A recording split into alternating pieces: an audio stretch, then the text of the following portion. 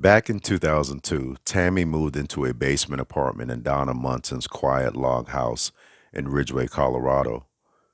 Munson had put an ad in the paper looking to rent a room to the right person. Once the two met, Donna resisted the idea of Tammy becoming her tenant, not because Tammy had lots of loud parties or did drugs. Donna's hesitation was because Tammy had two young children, a 1 year old daughter and a 4 year old son.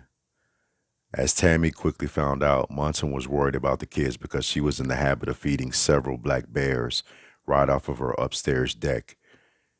She was always making trips, I think, to Walmart, and she would come back with her SUV loaded to the brim with dog and cat food. The huge bags were too heavy to carry up the stairs, so Munson apparently used a pulley system rigged to the side of the house to haul them up to the upper deck. Then she'd fill a bucket with the stuff and strap it to a picnic table in front of the house's big picture window. The bears would take turns.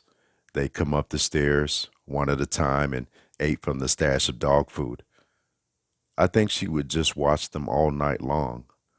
I think for her it was like TV. Munson apparently also left buckets of food around the property for the bears. Sometimes we'd help her pick them up. That was thrilling. We'd grab them and run back into the house as fast as we could. The feeding didn't stop with the bears. During the single year that Tammy lived at Munson's house, she says Munson also left grain in the driveway for elk.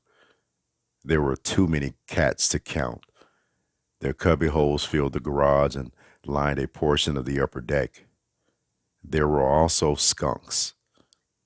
Munson built a fence around the lower patio to protect Tammy's kids from the bears. She also gave the young family bear bells. Munson was a really sweet lady, but the encounters were close and intense all the same. Tammy's front driver's side window got busted out by a bear, which destroyed a headrest and the child's safety seat before going on its way. Munson's car was also often a wreck. The back window taped up, the seats nibbled on, claw marks in the paint. The garage door was always beat up from bears pawing at it. One time, Tammy pulled into the driveway to find a big black bear standing on its hind legs. Another time, she and her kids watched a bear, maybe 5 feet away, through the fence that Munson had built. At the time, I didn't realize. I feel bad, like I could have changed things if I had been more aware. I'm just thankful nothing happened to my little ones. She didn't have a chance in hell, said Connie Barnes, who lived with Munson for 5 years and never went outside after dark without a spotlight, her husband, and his BB gun. Munson lived in the cabin which bordered federal land with her husband, Ridgway Jack, until his death about 14 years ago. Jack Munson adopted a baby elk and made their home into an animal sanctuary, even letting a fawn sleep in his bed.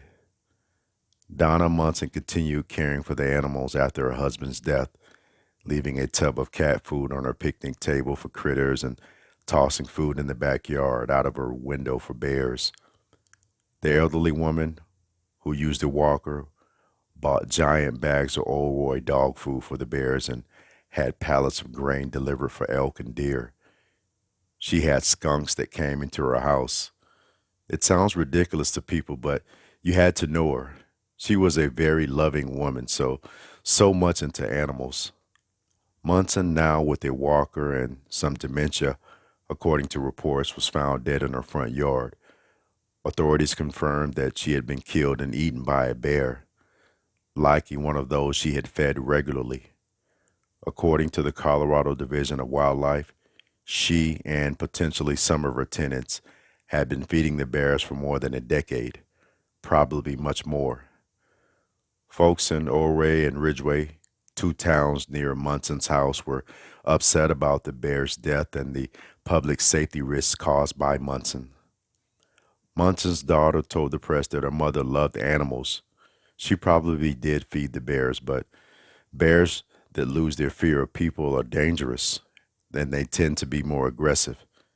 They break into houses instead of just knocking over garbage cans. During the time that Munson was feeding the bears, Her neighborhood became a hotspot for bear calls. A total of 6 bears have been killed over time because of the feeding that took place on Monson's property.